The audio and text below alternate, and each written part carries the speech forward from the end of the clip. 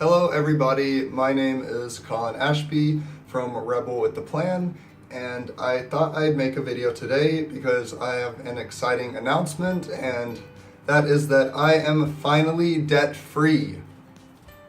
I would imagine that Beyonce's 7-Eleven would be playing right now, and I would be dancing to that along the wall, but due to copyright issues, I can't put the song in this video. But just imagine that I'm listening to that song and cheering on because I'm super excited that I'm finally debt-free. This is a thing that I've been looking forward to for so long, and it kind of feels surreal that it's finally here and that I don't have to make any more student loan payments or anything like that. But yeah, I wanted to make this video to talk more about my debt situation, how I got into debt, and how other people who are in debt can help manage their debt in a better way and get further to paying it off and becoming debt-free. I am a little sick. I lost my voice a few days ago, so that's why my voice is all nasally and scratchy. But hopefully I'll be able to get through this video fine. So my debt story started when I went off to college and when I started taking out student loans. I graduated college with $21,000 worth of student loan debt, and that was the only debt that I had. I didn't have any credit card debt or auto loans or any other type of consumer debt. It was only student loans in the form of student loans. So that made it a lot easier. It was still very hard, but it was easier knowing that it was only student loans and not credit cards and all of that stuff. So I graduated college with $21,000 worth of student loan debt, and I just was thinking wow, this is a lot of debt and I want to do all of these things, but I can't do them because I have this debt on my back and it's limiting my choices. So I wanted to get rid of it as soon as possible. And so when I started my first full-time job after college, I would pick up any overtime shifts and any extra income opportunities from that job. And I would usually work between 50 to 70 hours a week at that job. And so I worked at that place for almost a year, doing that, working lots of overtime and just trying to make as much money as possible so that I could throw as much money as possible towards my debt. So I would get my paychecks every 2 weeks, and once I got my paychecks, I would transfer a big chunk of money into a separate bank account, a savings account at a different bank, and I would use that money in that savings account to make payments on my debt. I knew that my debt situation wasn't as bad as other people's because I graduated college in December of 2014, and I graduated with the $21,000 of student loan debt. And I know from looking on the web that my class, the class of 2014, graduated with an average of $33,000 of student loan debt. So I felt sort of okay that I had $21,000 of student loan debt, but I still wanted to get rid of it as soon as possible.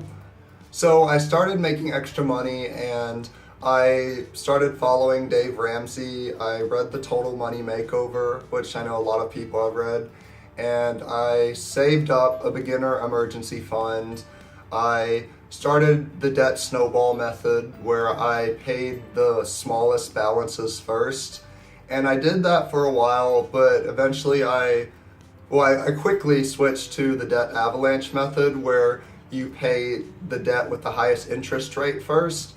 And even though it was less motivating because you don't get those quick wins of paying off the smallest debt first, I knew the debt avalanche method was best for me because it would help me save a lot of money on interest, because some of my student loans had 6.8% interest rates, and so I wanted to get those knocked out first before I concentrated on the student loans that had 3.4% interest rates. Basically, paying off my debt came down to the typical scenario of making sure my expenses were as low as possible and then making more money. So just growing that gap between how much I spent per month and then how much I made per month. The hardest part about the journey towards paying off debt and becoming debt-free is that a lot of it involves delayed gratification and really figuring out like, okay, how much do I want this and how much do I want to plan for the long term? A lot of people talk about wanting to get out of debt, but they say like, hey, I want to get out of debt, but I also want to enjoy life at the same time.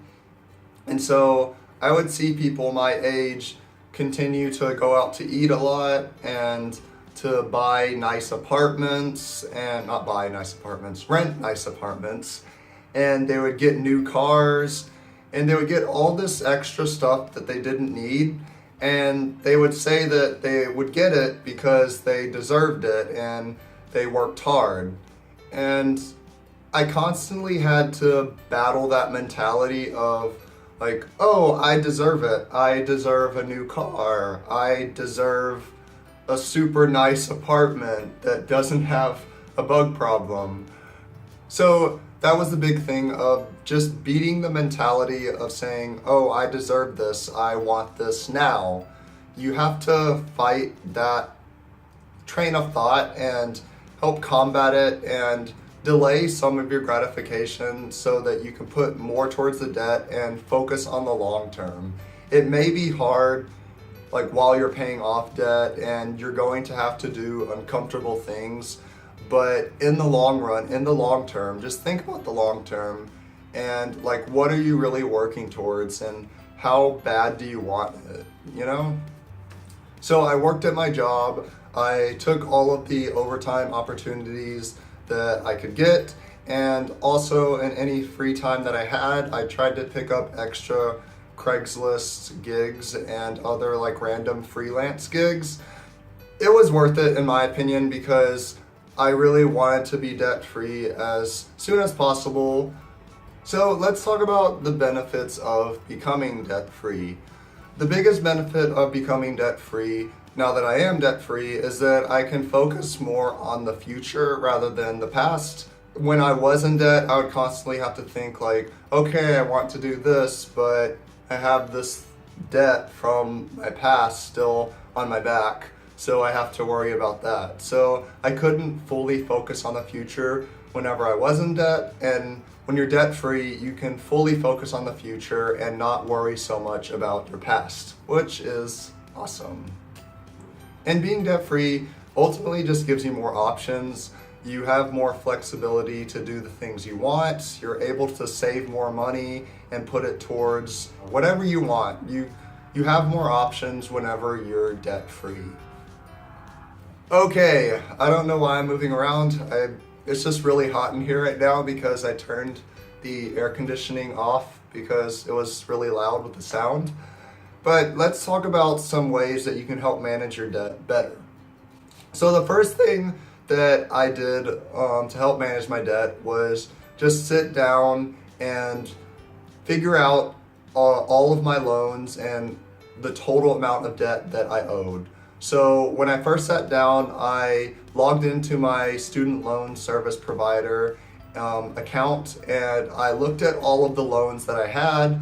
I wrote down their various interest rates and the amount that I owed for each loan, and figuring that out, like figuring how much you have in debt on like a credit card and student loans, and then what the interest rates are on each of those, figuring that out and writing it down and keeping it somewhere where you can see it, usually every day. That's very important because it's the first step to just figuring out and getting familiar with your debt. This can be a scary first step, but it's really super duper important, and you just kind of have to like get through it and do it. It's painful to see your debt in black and white and just see it sitting there like in front of your eyes, but it's so important to do that, to figure out all of the interest rates and the amounts that you owe on each of your debts.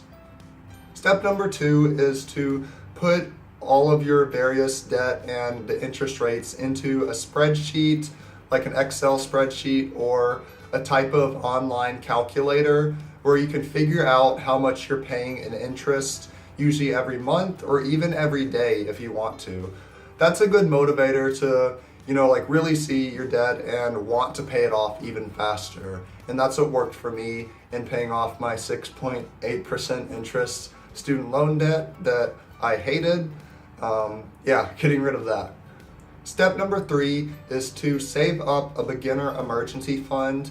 As Dave Ramsey suggests, save up at least $1,000 in a beginner emergency fund before you start paying off your debt, so that in case during your debt repayment journey, if an emergency pops up, then you have money to put towards that and for emergencies, rather than just having to put it on a credit card and going into even more debt.